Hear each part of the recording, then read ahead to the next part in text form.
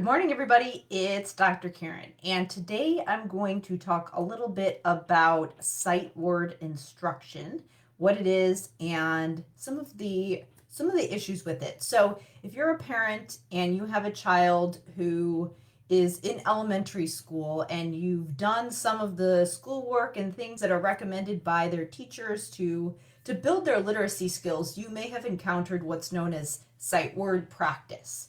So, how this looks is that your child, and this is often something that started in kindergarten, continues through first grade, second grade, and then usually towards third, fourth grade, most kids have learned to read, have those basic skills, and they're starting to actually read to learn. So it's the shift from learning to read to reading to learn. So in those older grades, they're still continuing to build their reading skills, but they're also having to read texts and gain information from that language that they're reading in their textbooks and things like that. And they're expected to do a lot more independently. So a lot of that sight word instruction and sight word practice comes in those early grades.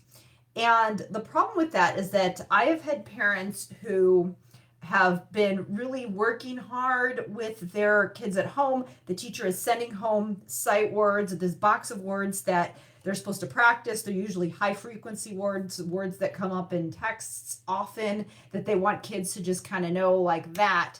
And what happens is that a lot of times parents will say like we're practicing them and then they don't want to sit down and do it, or we do it and they know the words and then they forget them immediately, or we practice all the words and then we're reading a book and they don't recognize the words we just practiced. So what a sight word actually is when you look at a word, what we really mean when we say that we want something to be a sight word is that we want kids to have that automaticity and that immediate recognition. So that means that you look at a word and you can just boom, know what it is without having to sit there and think about what the letters are, what sounds go with the letters, and really have to think about it and sound it out, as they say.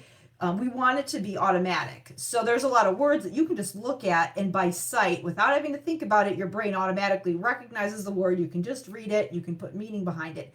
That's what we mean when we say we want a word to be a sight word. The problem is that there's a misconception about what's actually going on in your brain when a word becomes a sight word. And as a result, the way that we sometimes try to get there and try to get kids to actually get to the point where things are sight words for them is that we're kind of missing some steps. So what happens is that when you look at a word, what your brain has to do is that, so let me give an example. I'll say with the word bat. So I see, when you look at a page, you see 3 letters when you see that word, B-A-T. So your brain has to process what those written symbols mean, and then you have to think about what sounds are represented by those symbols. So we have to think at. We have to think about each one of those individual symbols, and then we have to put that together and figure out how to blend those sounds together. And then we have to make meaning of that word in its entirety. So there's actually a lot of steps to that. We have to also figure out, all right, once in our head we make that meaning and understand it, we've got to know how to actually say it. We actually have to be able to produce the sounds in sequence. And the thing is that all of those things, they seem really simple and we can often take them for granted when we're reading because it's so automatic to us. But all those things happen in a split second. So when a word becomes a sight word and you can read it really quickly, automatically, you're doing all those things all at once.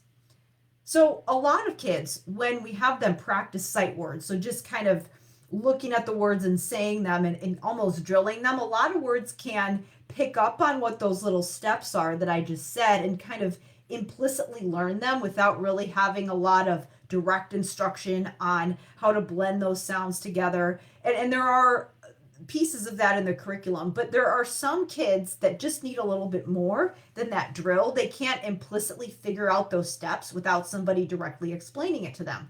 So if that's the case, then often kids will not respond very well to sight word instruction if it doesn't show them how to look at the word, and what we like to say is have word attack strategies, be able to look at those symbols, figure out how to sound the word out, or in other words, know what those written symbols are, think about what sounds go with them, and then know how to produce it.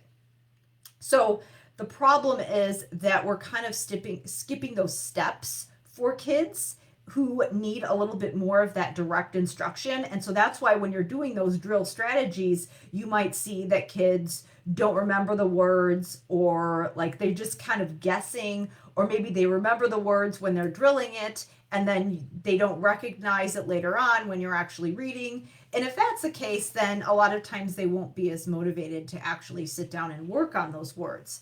So that's really the problem. A lot of times the way that people will explain a sight word is actually incorrect and can actually kind of reinforce this practice of drilling for kids that need more than just drill. And so they'll say like, oh, we just want you to memorize it. Well, it's not rote memorization. It's just that you have those steps down so well, the process of looking at the letters, making meaning from them, figuring out what sounds go with them, blending them together, and then actually producing the word.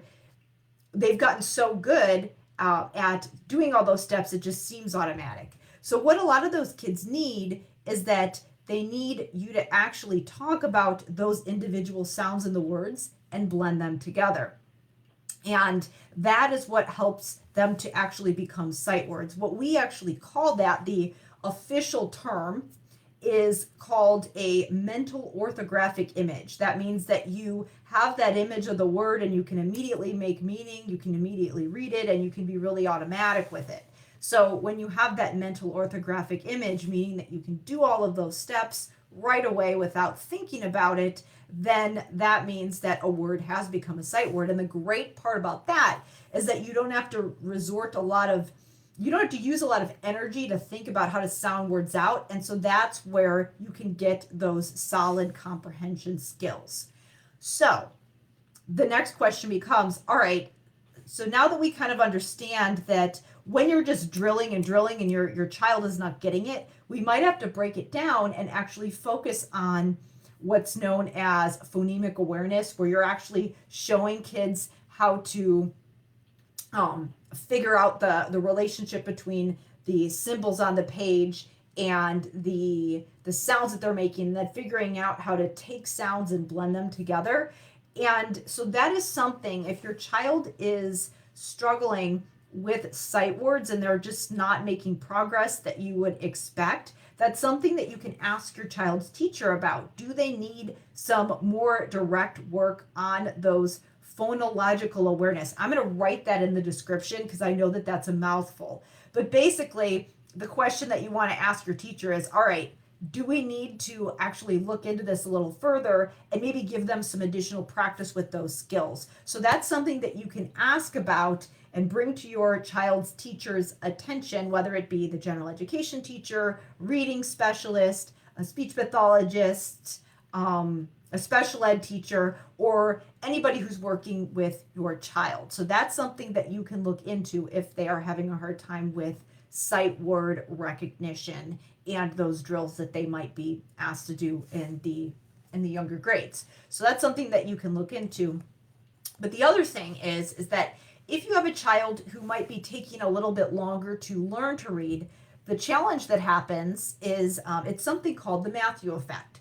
So basically what happens is that kids who have a stronger vocabulary and who are better readers, because they're able to read more, they're able to read books that have a lot of different language and vocabulary. So their language skills and their vocabulary skills, because they're reading more, are growing at a greater rate than kids who are taking a little bit longer, who aren't able to read as much and who are not able to read as at a level that's as high as far as reading level goes, as far as complexity of books and things like that.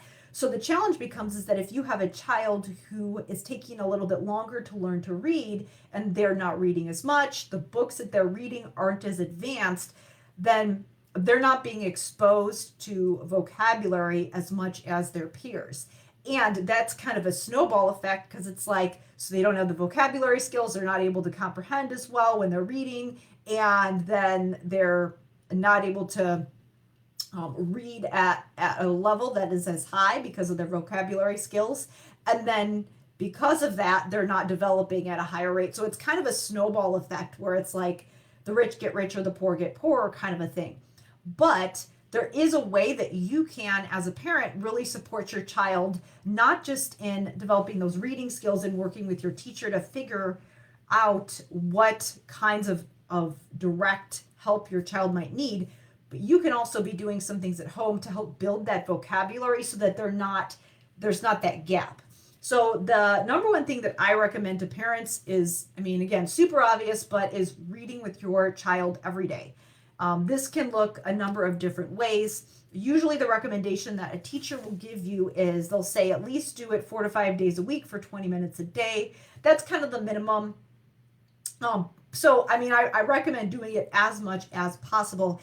And if you have a younger child, definitely be there reading the book with them and making sure that you're both engaged, talking about what's happening in the book, talking about the different words that come up, reading a variety of texts.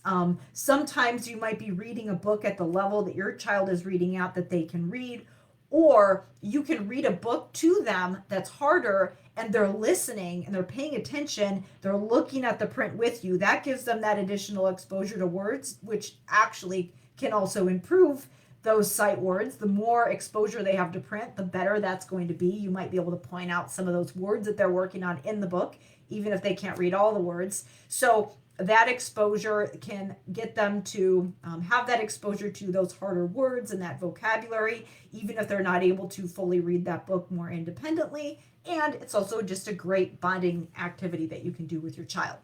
So those are the number one things that I recommend, aside from just talking to your child's teacher about whether or not they need a little bit more direct instruction with that decoding. The other thing is that a lot of times parents will ask, okay, are there any apps that I can use? Usually my default response is, well, you shouldn't be just using an app to build your child's language skills, but if you're already doing these things and you've got, a lot of good quality time and interactions and you want to do something above and beyond, or if it's like, all right, there's certain times during the day you want your kids to just have some downtime while you go do something else, especially now that we've all been quarantined together, that's certainly understandable. So my first recommendation for something that's a little bit more, that doesn't involve you, that allows you to get a break, that could involve an app, would be something like a screen reader or even an audiobook that your child can look at and can listen to. So with that can help your child to be able to listen to a book without you having to sit there and read to them for the entire time. Again, definitely a supplement to actually reading with your child, not a replacement, but it's something else that you can do. You're riding in the car, you want to go make dinner, and your kids are, you want to occupy them with something productive that's actually going to help build their skills. Those audiobooks and apps that just read stories to kids are a great option, especially if it gives your child a chance to be able to listen or read something that might be a little bit more challenging than what they're able to read independently. So those would be my recommendations for that. But again, the more exposure you give your child to books and print, the better. And the more that they are going to be likely to enjoy reading and like reading. It's just a matter of finding ways to make it enjoyable for your kids, because a lot of times, even if they might be taking a little bit longer to learn to read, if you can instill those habits of spending time with text and books, and they have that habit there and they're getting that practice, a lot of times with the right instruction and the right habits, those skills can come along. So you don't have to stress as much about, are they where they need to be right now? And am I doing the right things? If you've got the good habits in place, then a lot of times the skills will come along as you're staying consistent with those things. So those are my recommendations for what to do if your child is not really taking to a lot of that sight word practice that's being done in schools or that they're having to do for their assignments. So I will wrap this up here. I'd love to know if you have any questions or follow-up things that you'd like to share, questions that you might have about how to support your child's language skills, how to support your child academically in school, or some specific things that are coming up as your child is learning to read, whether you have a young child in kindergarten just learning to read, or whether you have a child that's in late elementary or secondary that has been plugging away and going through this, and you feel like maybe they should be further along right now, or you want to just figure out a way to make sure that they continue to build their skills. So I'd love to know your questions. Feel free to share them in the comments below this video.